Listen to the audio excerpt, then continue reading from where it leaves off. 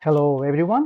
Good morning, good afternoon, good evening, wherever you're joining from. Thank you so much for joining us on this webinar from studio to stage with Sound Particles, Genelec, Omni Sound Lab. Welcome everyone. Like I said, my name is Tony Joy from Sound Particles. Joining me today are two pioneers. We have Eric from Genelec and Immersive Lab, who is a well-renowned Dolby Atmos spatial mixer. He's a pioneer in the mixing format. We also have Christopher from Omni Sound Lab, who is an amazing pioneering artist who creates spatial soundscapes. So we have a global panel and more than likely a global audience. So thank you so much everyone for joining us today. So a few things. If you know anything about sound particles, we don't make another EQ or another compressor. We make products or tools that you did not know you needed, right? So having said that, we recently released a brand new product called inDelay. So I'm going to start with that, and then from then on we will just jump into the workflow that amazing artists, creative people like Christopher and Eric uses to bring music to life on a day-to-day basis. So like I said, let's jump into sound particles, right? inDelay, and we will start with that. So inDelay is a brand new delay plugin, right? So it can do anything and everything a normal delay plugin can do, but much more. But let me also pause here to explain something else. For those of you in attendance, all of you will actually stand a chance to win inDelay and every other plugin we make, in addition to super prize, which would be 2 Atmos mixes. One will be done by Christopher himself and the other will be done by Eric. So stay tuned, stay until the end of the webinar to find out if you are one of those lucky winners. Coming back to inDelay, so it's a very intuitive plugin, right? If you've used any of the sound particles plugin, we actually have the dice or the randomizer button where you can just click something and hey, inspire me with a new sound. You can do that, or you can just go in here and say, hey, I know what I'm going to do. Maybe I have a percussive sound, right? Like that, and I want to use the left channel and sync it to, I don't know, 1/16. I can use the knob, change the feedback. Or you are like me and you're like, hey, I want it to be more intuitive. I can just drag and move the parameters on the graph, and if you notice, you are changing multiple parameters at the same time, right? So the idea is to make it intuitive, right, for you to shape a new plugin. Now I don't hear that because I've muted it, so let's unmute that. Right, so you can easily shape a delay in stereo. So if you're working only in stereo, you can just do that in stereo, right, just like that. And then when you go to stage or to the studio, which we will jump into in a minute, you can go spatial as well. So no matter what you do, you can choose a preset and have something like this. Not bad, right? So this is the original sound. Tony, sorry to interrupt. Is it possible for you to get a little bit more sound on the Pro Tools session? And you also are with a little bit of noise still from your microphone. If you can fix it, that would be awesome. Sorry. All right, no worries. Thank you for letting me know. Let's try that. Okay, so more levels. First, let's increase the master fader. Yeah, that's much better. Cool. So let's try that again. So that's the original sound, right? Now with the delay.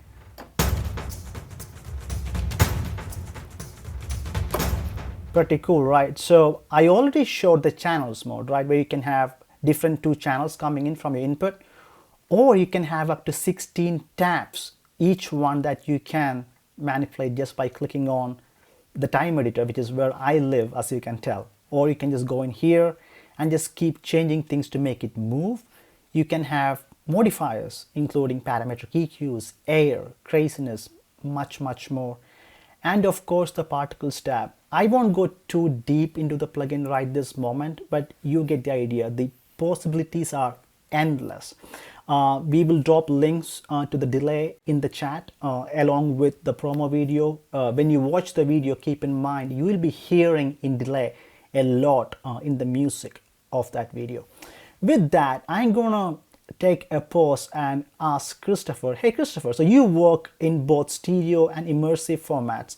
Can you tell us about what your usual workflow is, what your pain points are? Just talk us through what you do, please.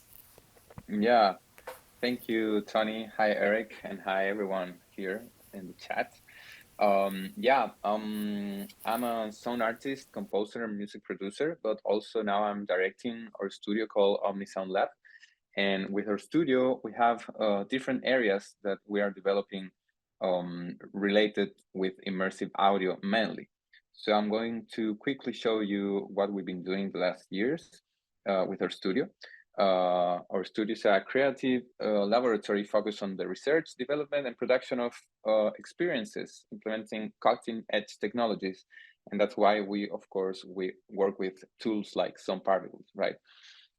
We are pretty focused on immersive audio, but also working with many artists from the visual world, bringing all into a better experience for the audiences and artists. So we have different areas in our studio. It's our studio, right? Actually, you can see inDelay over there. Then we have Dolby Atmos music production. Then this concept of avant premiere and listening sessions, and the immersive live shows, and the Omni Academy, right? These are our main focus areas. Our studio is a Dolby Atmos approved studio. We have a Genelec system, a 714. It's amazing how easy and how cool it is to work with this kind of speakers, because the calibration system is just nice. But we also bring these speakers to live events. I'll show you later. So the concept of a studio, we call it like a laboratory, but also a venue, because we are able to create this content, produce, create music, but also we can host different events. So as we produce songs or albums for artists, then we can avant premiere all of this, and we change the layout of our studio from an actual laboratory to a very cozy space with these cushions, where people can come in and enjoy this experience. Because one of the key fundamentals for us is we really love how technology is emerging with these immersive audio tools and democratizing the access for general audiences, right? Through binaural, for example, through headphones, but we really like to share this in a common experience. That's why we really think that opening the doors from our studio and then bringing this to live shows, it's key for us. That's amazing. Christopher, I'm going to jump in here and say, of course, at Sound Particles, we also love Genelec speakers. When Joao came online, so he actually is coming live from our headquarters in Lyria. We actually have a lab at Lyria, and as you can see in the background, we also have Genelec speakers for the same reason, because we make tools, right? Like I said, we make tools for creative artists. At the same time, like Christopher and Eric, I am also a working professional, right? I am not a salesperson or a tech guy sitting in a company. I mix music actively, so does Eric, right? So we make tools and workflows that we actually use, and I usually joke and say, I help make tools, then I break them and help fix them again, right? That's part of what I do. So good. What I'm trying to convey here is that one, at Sound Particles, we make tools, but we also have Genelec speakers in our room, because it's very important that, okay, maybe I create something using my headphones using inDelay or Skydust, but then how does it translate well to a room? And people like Eric and his team at Genelec have done that so well, to a point that companies like Sound Particles at our headquarters and Christopher at his Omni Sound Lab uses Genelec speakers, and more importantly, the GLM tuning system, which again, Christopher, once you're, I didn't mean to interrupt your walkthrough, but once you finish with that walkthrough, I would love for Eric to show us how that works. Yeah, for sure. Actually, so we have this space, and as we have to change the layout, bringing out the deck and bringing on the cushions, we also change the calibration from our studio. from a hot or sweet spot for the actual mixer or producer to a whole audience. And that's pretty easy to do with the GLM system, right? So because we can create profiles. I'm pretty sure Eric can show us a little bit later on. So as I was telling, we have been producing these events as avant premieres or listening sessions. Like we hosted the release of the Beatles' last song, Now and Then. We work with Universal Music. Then we have releases from local artists. We are based in Chile right now. And we also have this kind of experience like next Wednesday is the pre-release of John Hopkins' album Ritual. Pretty interesting working with this company from the UK, Pitch Black Playback. They're also into immersive audio experiences mainly. So this is part of what we're doing in our space. But we also like to bring this live to different events. So we really like to develop and implement technologies, that could work or are able to work together. So we've been producing concepts like this. This was in the Alma Observatory in Chile. So we managed to implement an audiovisual concert here in this hangar, 3,000 meters high from the ocean level. So here we had to build a bridge between Dolby Atmos and SpaceMap Go from Meyer Sound to implement these events. It looked like this. So each of these pieces was a representation of one of the discoveries of the observatory in these last 10 years. So we had to make some research with the astrophysics, the engineers to understand what really were they doing. And we managed to do it like this. Nice. Yeah, then we work with visual artists in this company called LED Pulse, where we managed to bring art pieces through 3 dimensions, not just like in stereo and immersive audio or Atmos, but also the visuals, So we managed to implement these volumetric LED devices along with sound pieces and digital arts visuals in this kind of concept. So this was in Mexico City in the Art Week.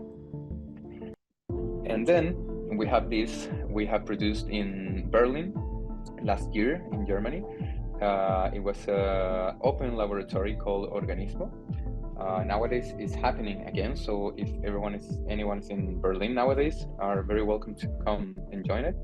So here again, we collab together with this company LED Pulse. As you can see, we have the Genelecs, here. And we implemented these beautiful speakers in this huge space.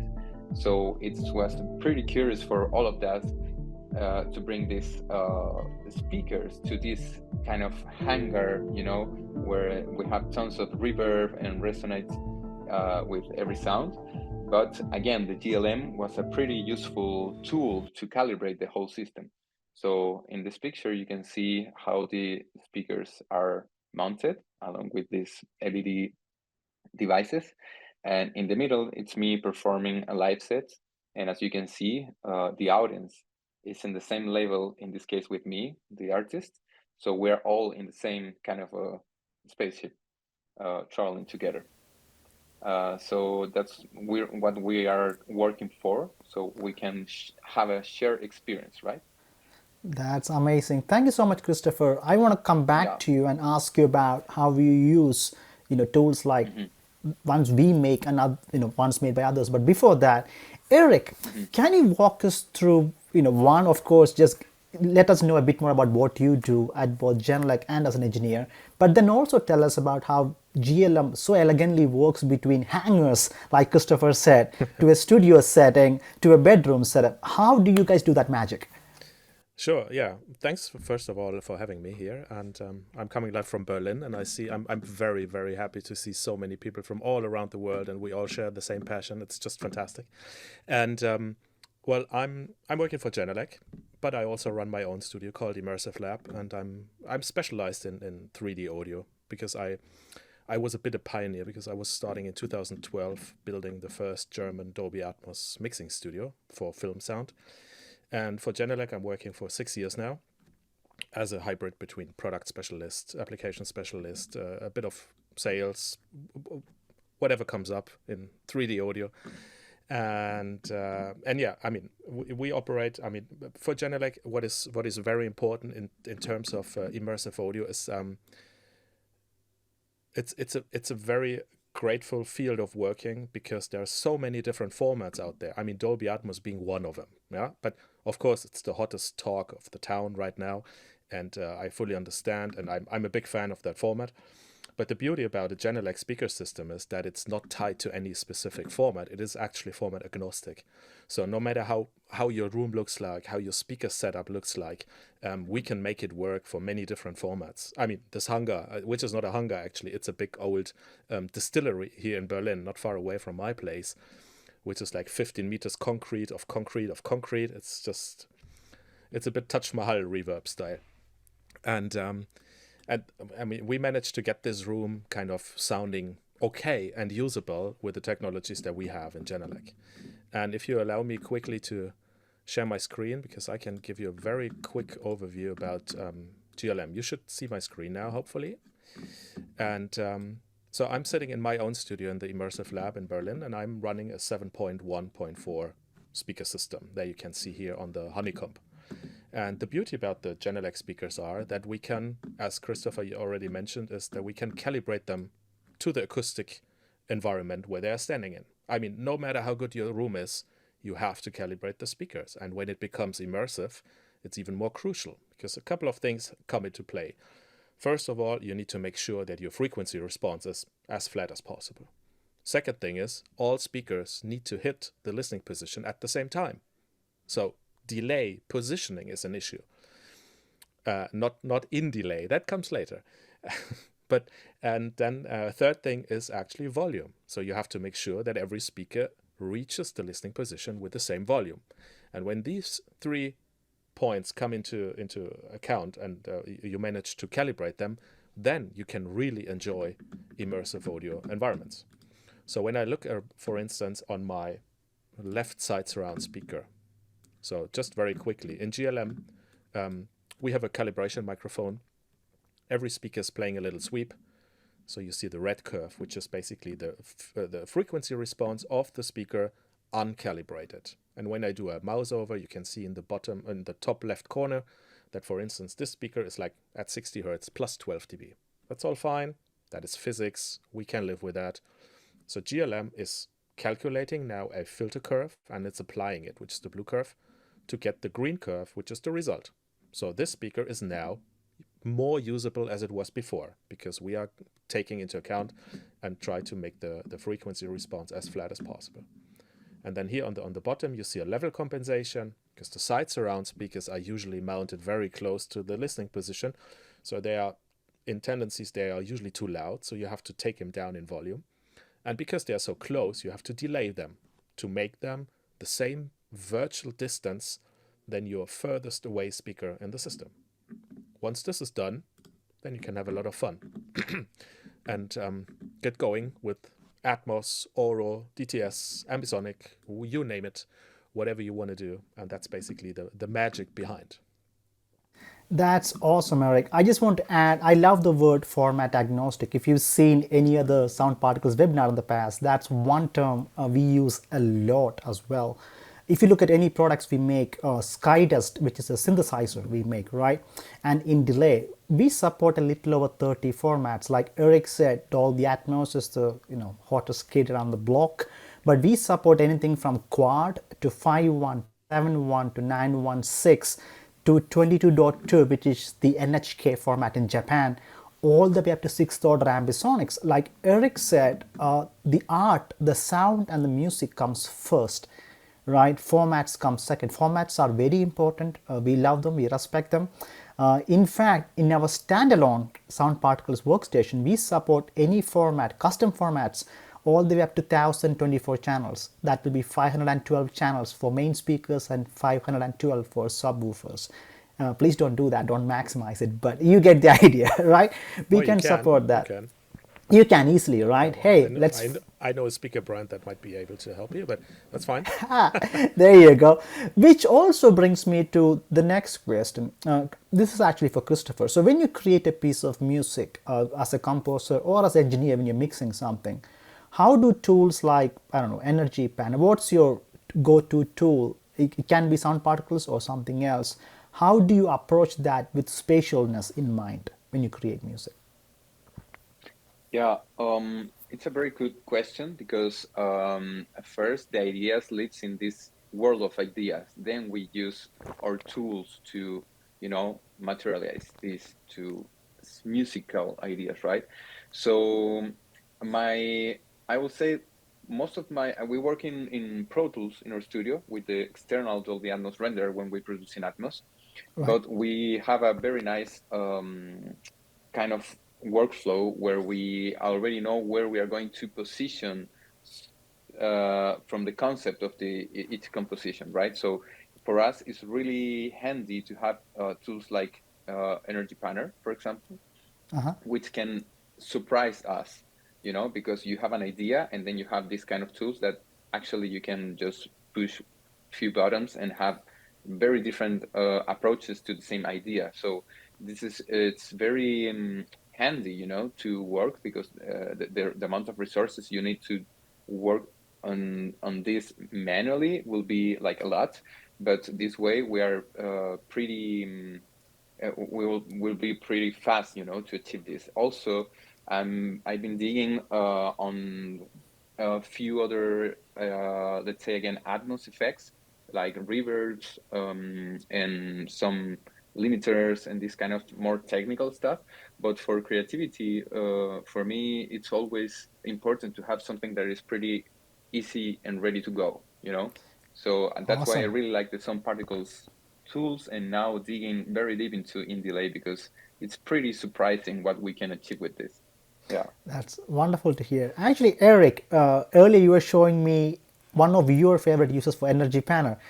Will you be so kind, share your screen and show that session, please? Of course, of course. Give me a second. So, as you can see, I'm using Pro Tools. It doesn't matter, and that's also the beauty about modern tools. It doesn't matter what DAW you're using. The best DAW in the world is the one that you know. So, and you can be creative with anything. For all my mixes, I'm pretty much kind of tied to electronic and rap music for some reason. But I mean, Berlin is a good place to be for electronic music. For those of you who don't know, Berlin has always been like an epicenter of electronic music, and I'm collaborating a lot with electronic music artists around the area here. And this is an example. I mean, it's the artist called Joplin, like Janis Joplin, but with a Y and not with an I, so Joplin. She's a young electronic music artist, and this project was done for an album from Deutsche Grammophon, which is a classical recording company, also belongs to Universal. And they had asked a lot of electronic music producers to rework catalog songs from an old composer, Lily Boulanger from France. She's dead for over 80 years now. But it was like classical piano music. And then all these producers came up with very interesting reworks. And this song is a bit strange. I'm not going to play it completely, but I can dial in and show you it's more an effecty thing when the Energy Panner hits in. So let me just play it here, and then you're actually going to see at this little clip what is going to happen.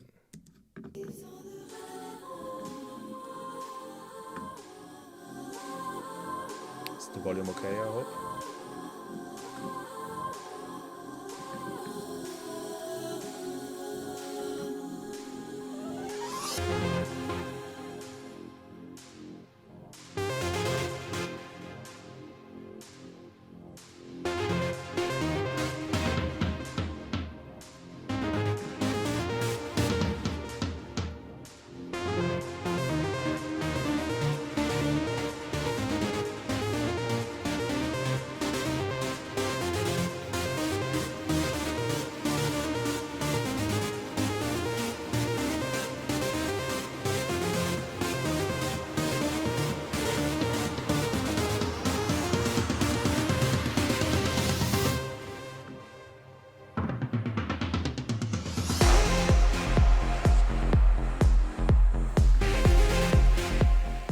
Nice. I mean, it's just a little thing, and I mean, I love this tool because what for me is very important when creating immersive mixes or Atmos mixes is we have to read the story of a song.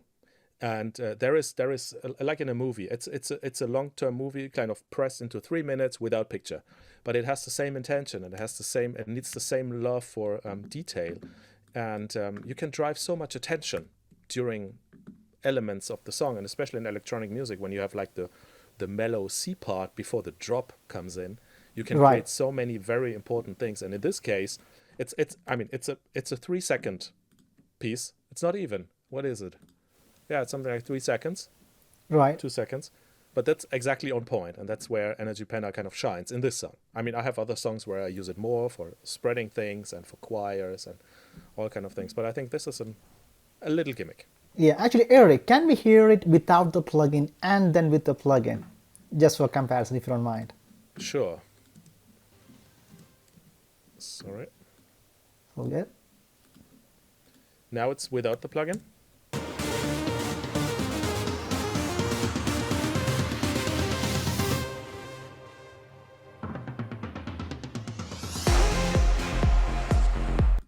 And because it has already a bit like phasing things in the sound itself, I thought, okay, we need to have it a bit more. Right. More is more. Now with the plugin engaged.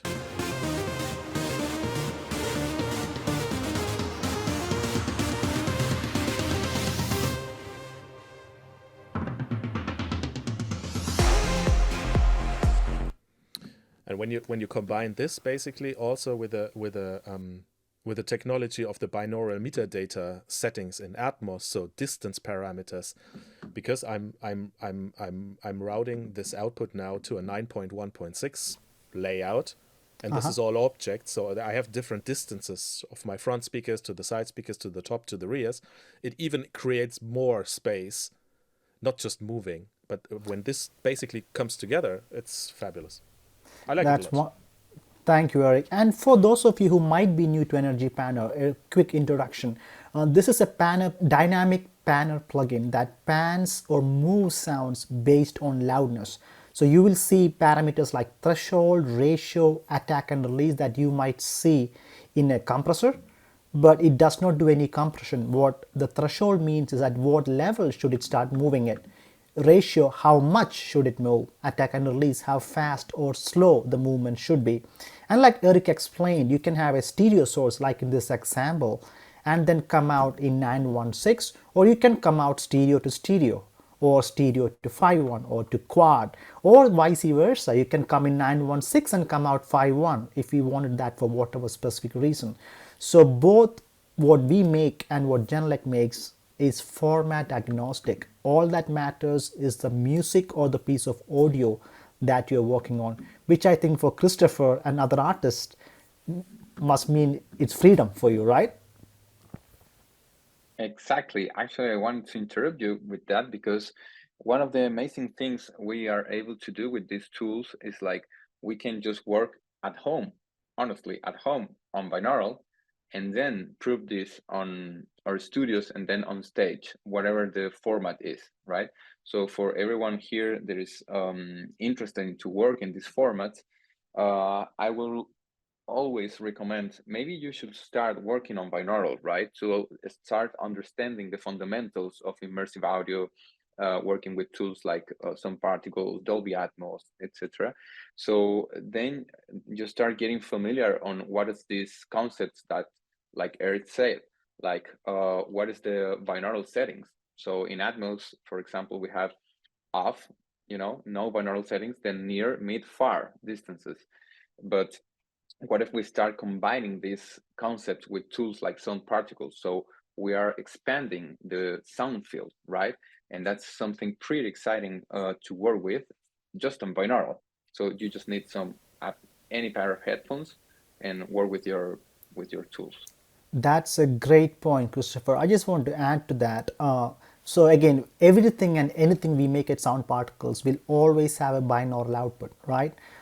In Skydust and Skydust, to be specific, you can even import your own sofa file, which basically means you can if you got your head scanned and you have a custom HRTF, you can bring in that and then keep working in binaural, so you can actually visualize everything sonically around you.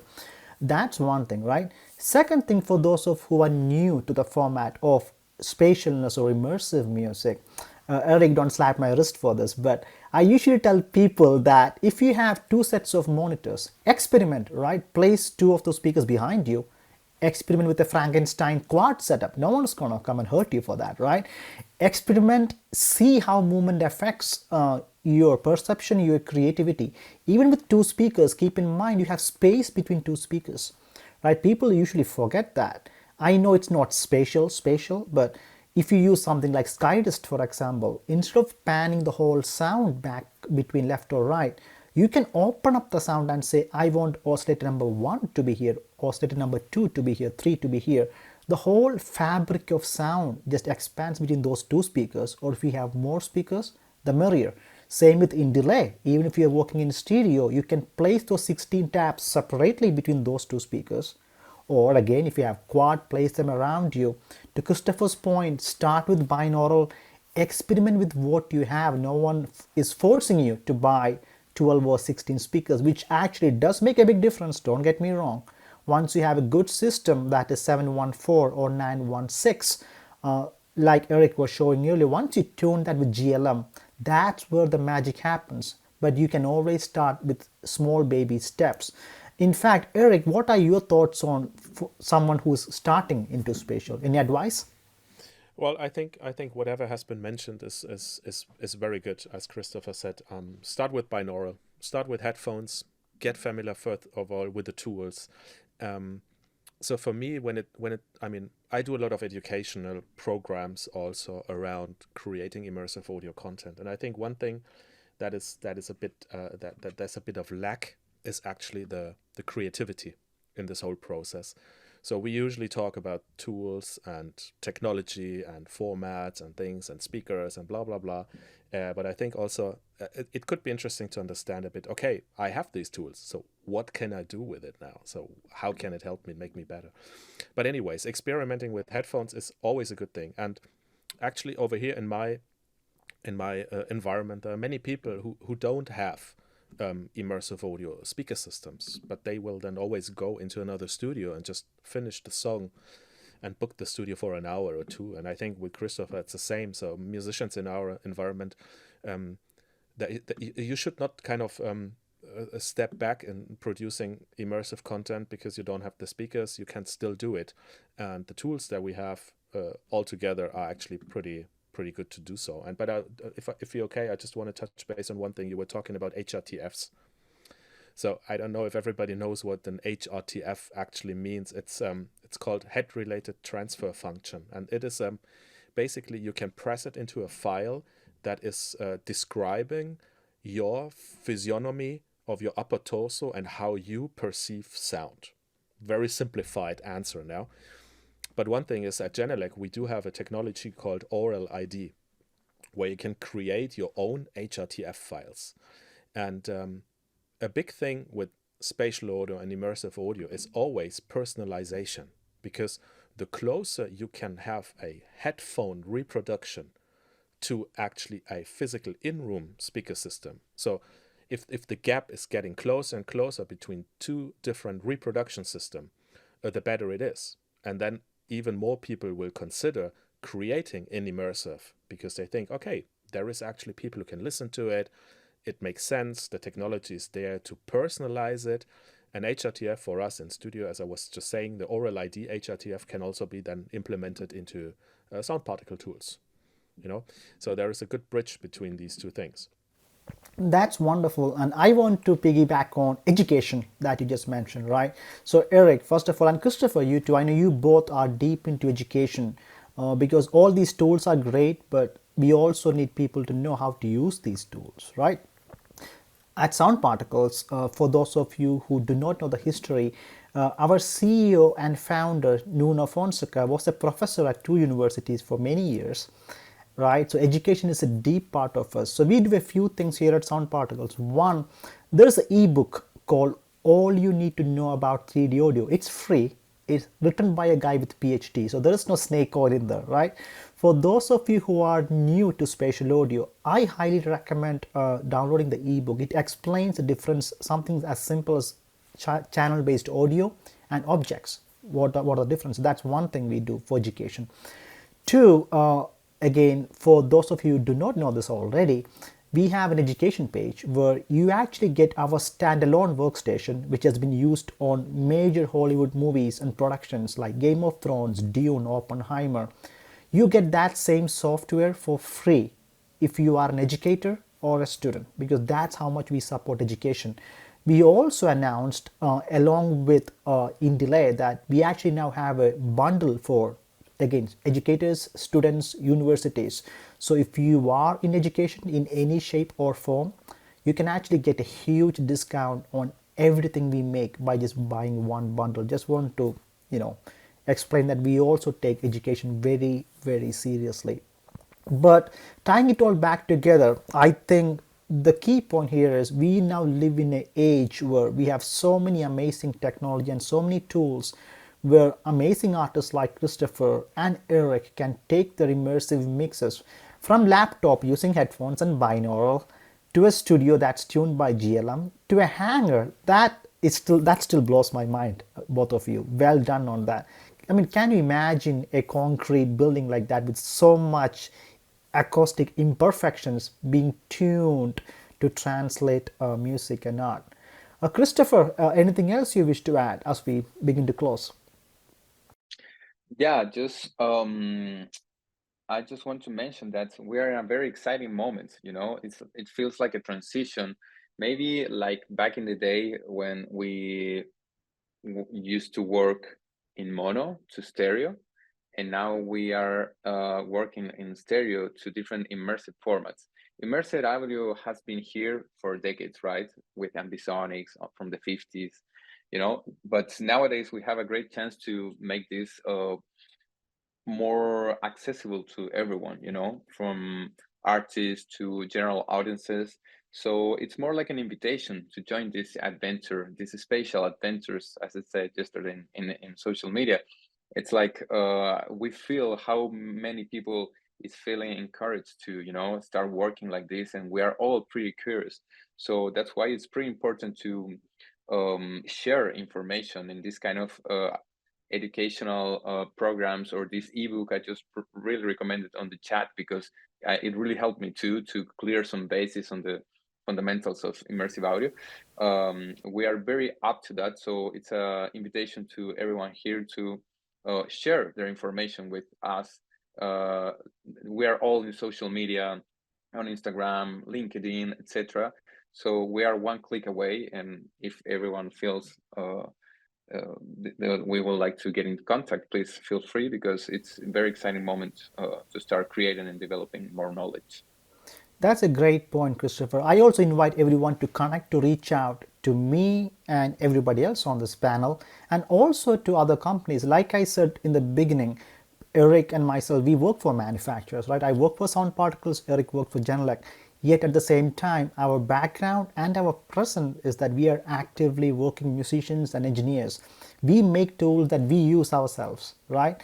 So it is important that we all network and connect, give us feedback, right? All of us companies, we thrive on feedback. At Sound Particles, we try to respond, not try, we actually respond to every single request we get. Let it be a feature request or a bug report or whatever it might be. Be in touch. We are always listening as humanly possible. Eric, any closing thoughts, comments before we go to Q&A? Just from the Genelec point of view, 2 years ago, actually during the pandemic, we were doing a lot of webinars, a lot of education on things, and I came up with the idea to implement an immersive help desk in Genelec. So there is an email address called immersive.helpdesk@genelec.com, which is actually ending up in my inbox, but also with some colleagues. And we basically take all your questions, whatever it is. I mean, we can also recommend on an interface, which is not our main thing, but getting advice, which model of speaker works good for my application, how far away am I sitting, is there any tool that I can use? And we are in a big exchange also with many other manufacturers, with like sound particles, but also on the interface side with people from DAD, from Avid. I mean, we have history with Avid, we know them very well. So we can basically advise and help you to get started very quickly and very easily. So if you're interested, I encourage you, if you have any questions, immersive.helpdesk@genelec.com is a very good starting point. And then I'm also happy to reach out to all my peers in the industry to get you the correct answer and to get you up and running. Perfect. Same support at soundparticles.com is the best way to reach Sound Particles. But like Christopher and Eric said, I am also semi-active on social media. Feel free to hit me up on LinkedIn or Instagram, whatever platform you choose.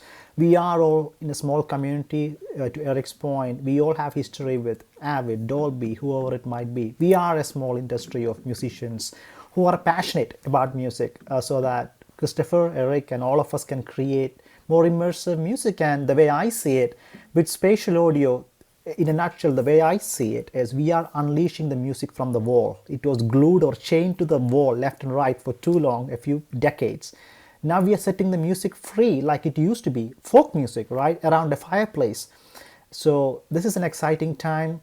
And with that, I think I'll invite João Franco, my amazing colleague from Portugal, to come back on screen and share any questions or Q&A we might have. Hello. So I have a question that I already kind of answered, but I think Eric might be the right person to answer it further. So the question is, can you save and recall different configurations for different sitting positions, like in Genelec, in the GLM? For example, producing at the workstation near the front channels versus listening optimally from a center position. I already told that you can save multiple presets, but I think you can probably go further with this. That is correct. In GLM, we do have something that we call groups that you can see here on the right-hand side. And you can create up to 10 different groups. And a group can be a different set of speakers or can be the same speakers with different calibration. So for instance, you're listening at the sweet spot, or like in Chris' room in Chile, you have one sitting further in the rear. So you can duplicate this group and recalibrate for the second position. So, or you have a guitar player who is never standing in the middle of the room because this is where you're mixing. So you have him on the side wall, or he's on the synthesizer here on my Moog. These people are never in the sweet spot. Poor guys, but we can help them. We put the microphone there, we do a calibration at that point and store it into a second group that we can recall on the fly. Okay, so the second question it just dropped right now, and I am not sure if I fully understood. The question is directed to Eric. Loretta is asking, is HRTF what is included in Immersive with VST encoder, which I have in window? And I'm not sure if she's asking about HRTF or if she's misunderstanding what HRTF is. I haven't. I'm very sorry. I'm too old to learn new DAWs, so I'm in Pro Tools and I'm a little bit in Logic, but that's it. So I don't know Nuendo yet. I think I will recommend Loretta to send a support ticket. I probably will be if you send to Sound Particles, I probably will be the person answering you. And I usually work with multiple DAWs, so I may be able to do some debugging on that. No, I have an idea what it could be. So actually what she's looking for is a sofa import. So when you have an ambisonic decoder or encoder for binaural listening on headphones, you somewhere have in most of the tools, not in all of them, you have a sofa file import position. And a sofa file is actually spatial orientation format, blah, blah, blah. I don't know what exactly it means, but a sofa file is your HRTF in a file. And then you can import it and make your personalization on that way. So maybe it's around this. Yeah. My doubt was if she's asking if there is one attached to the Nuendo thing or if you should. But okay, if Lorette, if you feel like this wasn't answered, please send an email. But go ahead, Tony. I also want to jump in and add. So, HRTF is how you listen. Like Eric said, it's how your ears, your head, it takes into consideration how you listen to something. The Ambi decoder inside a Nuendo is a format conversion tool. So you can actually take ambisonic 6th order files or ambisonic 3rd order files and convert that into 712 or 714 or binaural. So I'm assuming the question means, okay, I have an ambisonics file. Can I listen to binaural? Answer is yes, but then it's also a second part to that answer, where if you can take a sofa file, like Eric said, and then bring that into. But yes, please email our support team, and Joao, the rockstar, will answer you. Just two more questions to wrap this up, both about Genelec. The question is, can you use GLM on any other speakers than Genelec? And the second is, if you can widen the sweet spot area. I was just answering this by text. Oh, okay. Okay. So question one, unfortunately not. So the GLM technology is tied to our own Genelec speakers. The reason is very simple, because we need special technology built into the speaker, and all our SAM models, which stand for Smart Active Monitoring, do have a little DSP built into the speakers, and GLM is basically just controlling this little DSP in the speaker itself. So there is no processing happening on the computer. All the processing is happening right in the speakers, which makes it very flexible actually, because it doesn't introduce you delays, like for processing delays like other tools might have. And the second question is, yes, we can create bigger listening environments or zones by doing a multi-point calibration. So not only the sweet spot, but also adding 2, 3, 4 more points that come into equation for a bigger environment. I always recommend single point calibrations because it's way more accurate. But when it comes to kind of have a little screening session where you have multiple people sitting in a bigger sweet spot, then this is definitely something that you can also store into a group preset and just dial it in when you have more people in the studio. Perfect. I actually have a question for both you, Eric, and Christopher. You both work together on the Hanger project that, like, as you can tell, it still fascinates me.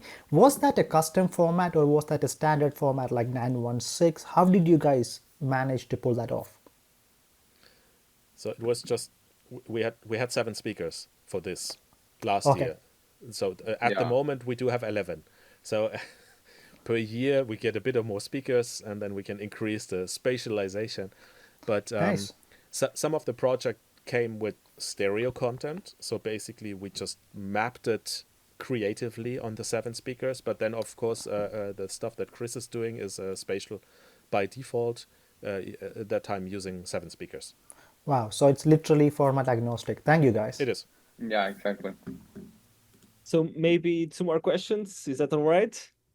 Yeah, I'm good. So one of them is, I think the question is, if you ever use different formats to mix and then going to Dolby Atmos as the output format for the listening part of the experience. And if so, what was your experience with like mixing in something like 514 and then going to 712 for the listening experience? I think this is the question from Monica. Yeah. Yeah, so I think the idea on these formats, it's first of all, ADM is a adaptive format, right? Oh, so she's saying no. My question is about using different spatialization algorithm. So okay. wave field synthesis and okay. So sorry, my bad. I misunderstood. Yeah. So about ambisonic bebop, yeah. I have an example on the ambisonics if you want, but go ahead. Cool. Yeah, go ahead. Good.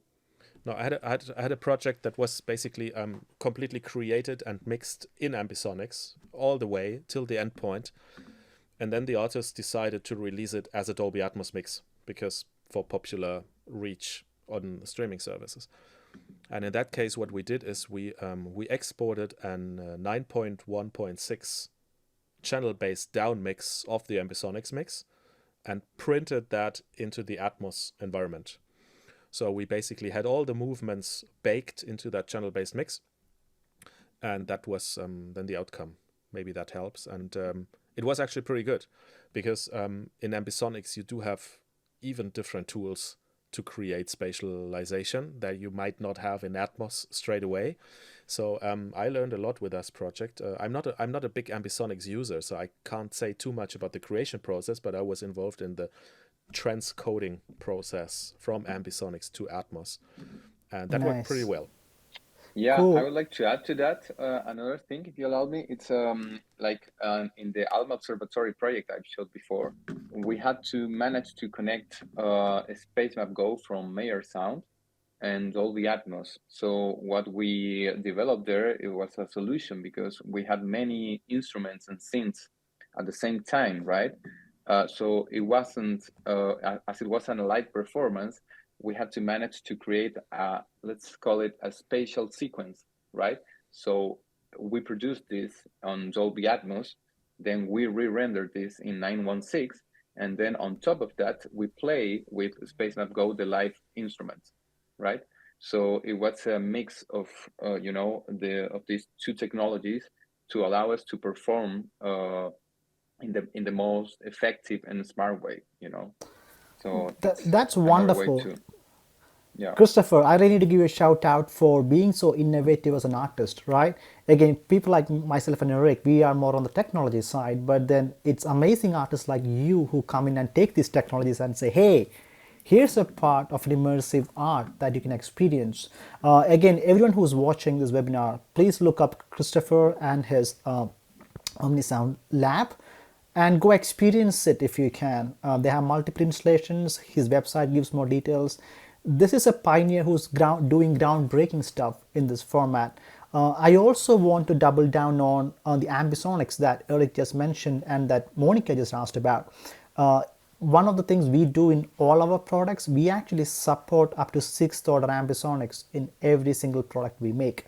Right, so keep that in mind. We have, so I know ambisonics always had that, what's the word, the industry has had a love-hate relationship, if you will. Some people absolutely love ambisonics, some people not as much. So if you happen to work in ambisonics, we do support up to 6th order ambisonics, and you can cross convert between the formats using our products as well.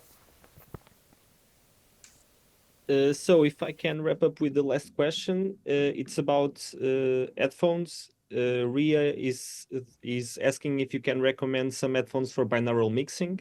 I can start by giving my answer. I think you would need to try the best headphones for you. Most of the times, I prefer to have the most open to get the most sensation of the speakers around me, but this, I think it's something that is specific to everyone, so probably you can give another answer.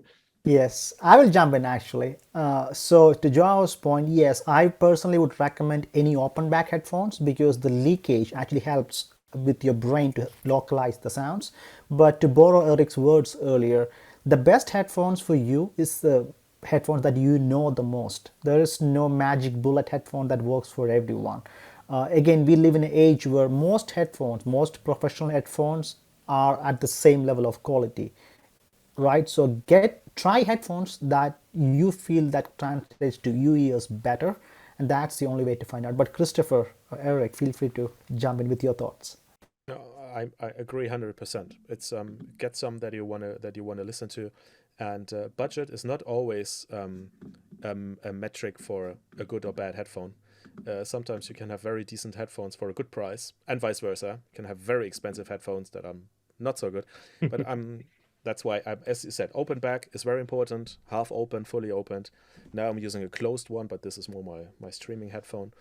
Actually, what I use as well, I mean, I don't dare to say, but I also have the Apple AirPod Max, because this is what the majority of my clients, musicians, label people actually use as a reference, like Genelec in the studio. So it works quite well as well. It's very boomy, it's super hi-fi, but it's okay. It has head tracking, which is sometimes quite interesting. But actually, every headphone works. Even the earbuds work, technically. Yeah. Christopher, as an artist, what are your go-to headphones, or what are your thoughts on this? I'm a really big fan of headphones, but I'll be agree with you with all what you say and with Eric. Like when we're producing Atmos, Apple headphones has been becoming like a standard for reference. But I'm always try to be agnostic with the tools and hardware, especially what that I'm working with. So I like today we're working with digital tools, like some particles tools and Dolby Atmos and etc. I think the hardware should be just a complement of this, not being dependent on hardware, especially for me. I'm always moving around. I cannot carry a bag full of hardware, right? So I really like to be light and have a just good solutions like this. So yeah, I'll say whatever it fits better on your budget. Don't stop working on this because you don't have enough money to get the most expensive and best headphones. That's not the best solution, definitely. That's a great answer, Christopher. I have one last question for Christopher. So you are also an active educator when it comes to spatial audio, Dolby Atmos and certifications and all that. Can you quickly just tell everyone how you approach your educational perspective as an artist? Yeah, it's pretty important for us as a studio and for me because when I start trying to learn about immersive audio, there were so little resources to find out there. I'm a YouTube user. I've been learning a lot on YouTube. Actually, on the Sound Particles channel, you have very nice videos and the ebook and this kind of stuff. You are very gentle sharing your knowledge, and I want to prefer like to live in a world which is open source about knowledge. So that's why we open our academy. So we are academic partners of the Dolby Institute, so we can certificate professionals and artists on Dolby Atmos. But we are also working with other technologies that are pretty interesting, as 4D sound. You can find more in internet, like in 4dsound.net. It's another kind of tool, but for immersive audio, but it's more like a creative tool. It's more like an instrument rather than just a 3D panner, which is super interesting. That I think is something very related what we can do with Skydust and inDelay. So for us, it's pretty important to share this knowledge because the feedback you generate when you are sharing knowledge nurtures you back too. So we are always giving some talks and joining some webinars and having these programs of educational content online on presential. Yeah, that's it. Thank you so much for everything you do, Christopher. I agree, sharing knowledge is what matters. And I firmly also believe if you want to master something, the best way to do that is to teach. So kudos to you and your team for doing all that. I think we are about to wrap up. We should also announce the winners, but I also see a chat from David Williams. He said, just a quick kudos to Sound Particles for all the great products and a special plug for Explorer. Thank you so much. So Explorer is an application we make. It's actually free. So go to soundparticles.com, download, enjoy. Thank you, David, for the shout out. And thank you, everyone, for the support. But Joao, take it away, man. So I will drop right now the discount code for this webinar on the webinar chat, and I will tell who the winners of this giveaway are. So for the Sound Particles, and sorry if I butcher any name, for the Sound Particles suite of products, it's Mariana Offart Dias. For the Atmos Mix, there's Walter Miller Jr., and another Atmos Mix for Gerard Wisho. Sorry if I butchered any name. And if there's any question that me or my companions didn't answer, please send an email either to us or to Eric or to Christopher, and we'll answer.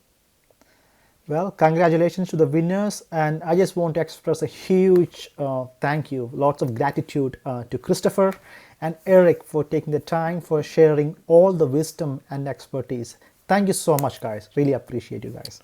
Thank you, Tony. Thank you, guys. Thank you, Tony. Thank you, All right. Thank you, everyone, for joining the webinar, and until next time, thank you so much.